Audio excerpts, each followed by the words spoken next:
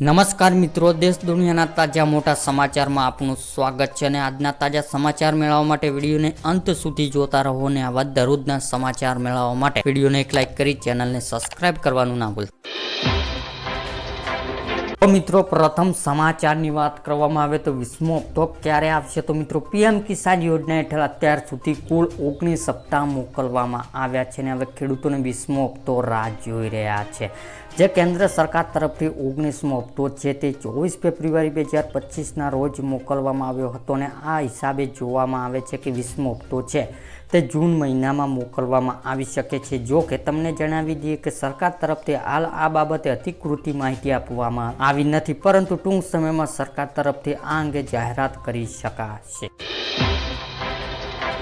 ગુજરાતમાં વરસાદની આગાહી એટલે કે મિત્રો, રાજ્યમાં એક બાજુ કાળઝાળ ગરમી પડી રહી છે અને બીજી બાજુ કેટલાક વિસ્તારોમાં વરસાદનો માહોલ પણ જામ્યો છે. જે જૂન મહિનાની શરૂઆત થઈ ચૂકી છે અને ચોમાસાની એન્ટ્રી થોડાક દિવસમાં ધમાકેદાર થવાની છે, પરંતુ આ બધા વચ્ચે અત્યારે કેટલાક ભાગોમાં છૂટાછવાયા વરસાદની આગાહી સામે આવી છે. હવામાન વિભાગે રાજ્યમાં સૌરાષ્ટ્ર પવન ફૂંકાવાની આગાહી કરી છે અને ચોમાસાની વરસાદ ગુજરાત હજુ રાહ જોવી પડશે અને ગુજરાતમાં છેલ્લા સપ્તાહ થંડરસ્ટોર્મ એક્ટિવના કારણે ગાજવીજ સાથે કેટલાક છૂટાછવાયા વિસ્તારોમાં વરસાદને વરસ્યો છે, પરંતુ ચોમાસાની વરસાદની ગુજરાત હજુ પણ રાહ જોવી પડશે. હવામાન વિભાગે મોડેલ મુજબ ગુજરાત પર હાલ એવી કોઈ સિસ્ટમ સક્રિય નથી જેની થકી ગુજરાતમાં ઝડપીથી ચોમાસાનું આગમન થાય.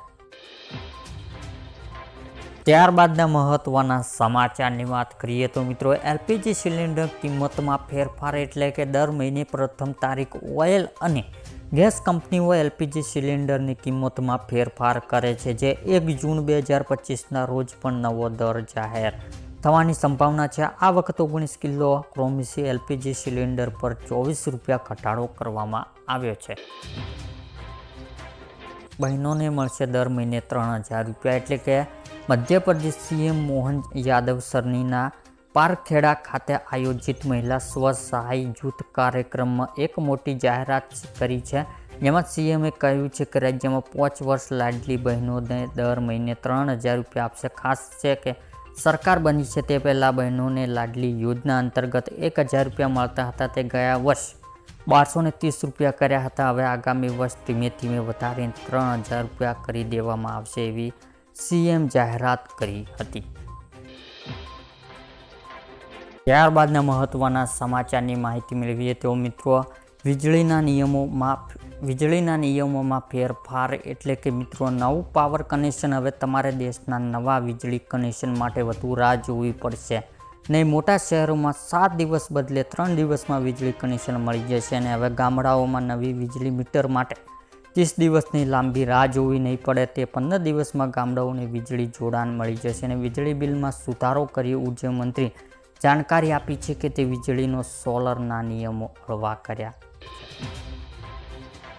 ત્યારબાદના મહત્વના સમાચારની માહિતી મેળવીએ તો મિત્રો, આજના સોના ચાંદીના ભાવ એટલે કે આજે 22 કેરેટ 10 ગ્રામ સોનાના ભાવ 700 રૂપિયા ઘટાડો થયો છે. તે સાથે નવો ભાવ 79,100 રૂપિયા થયો છે, જ્યારે ગઈકાલે તેમનો ભાવ 79,800 રૂપિયા હતો. જ્યારે 24 કેરેટ 10 ગ્રામ સોનાના ભાવ 900 રૂપિયા ઘટાડો થયો છે. તે સાથે નવો ભાવ 97,000 રૂપિયા થયો છે, જ્યારે ગઈકાલે તેમનો ભાવ 97,900 રૂપિયા હતો. તેમજ આજે ચાંદીના ભાવમાં 2000 રૂપિયાનો ઘટાડો થયો છે. તે સાથે ચાંદીનો નવો ભાવ 99,000 રૂપિયા થયો છે.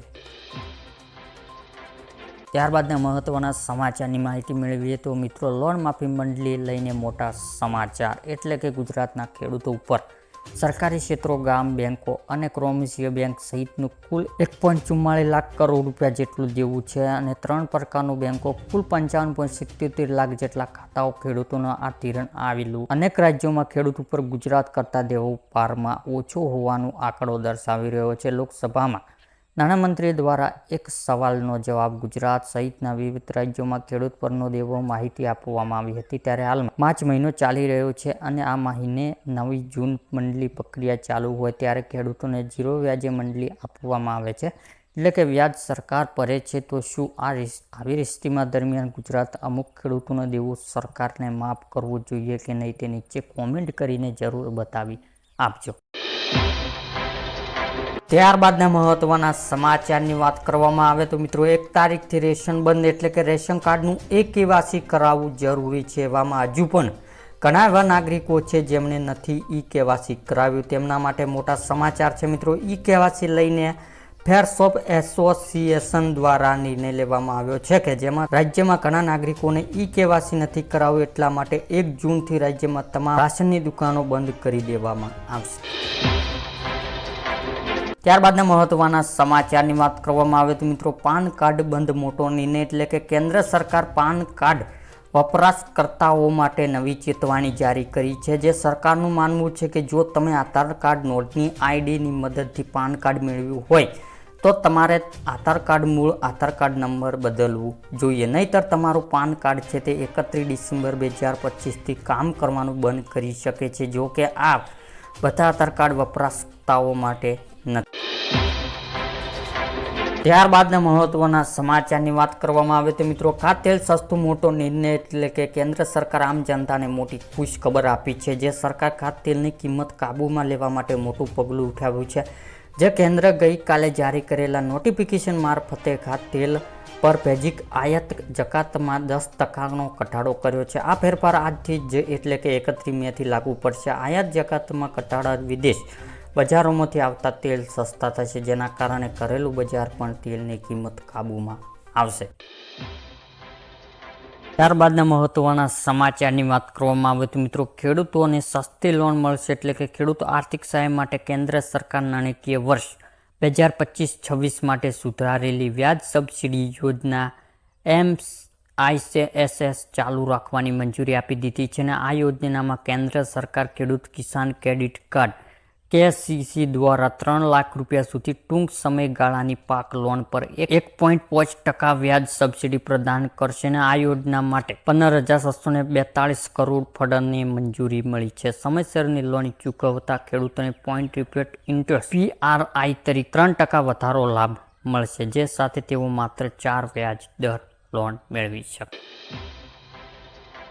ત્યારબાદના મહત્વના સમાચારની વાત કરવામાં આવે તો આધાર કાર્ડ ઉપર 50,000 રૂપિયાની સહાય. જો તમારી પાસે આધાર કાર્ડ છે તો તમને મળશે ગેરંટી વગર 50,000 રૂપિયાની લોન.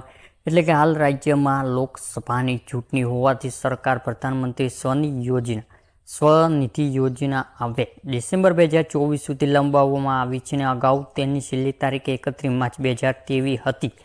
અને આ યોજના હેઠળ નાના વેપારી અને સ્ટ્રીટ વેન્ડર્સને લોન આપવામાં આવે છે. નાણામંત્રી ટ્વિટર પર આ માહિતી આપી છે કે જો કોઈ શહેર વિક્રેતી મંજૂરી અને કોઈ અન્ય નાગરિકોને કરિયાણાની રેડીમેડ અથવા તો ફળની દુકાન ખોલવા માંગે છે તેવો વ્યક્તિ આ યોજના હેઠળ લોન રકમ આપવામાં આવશે.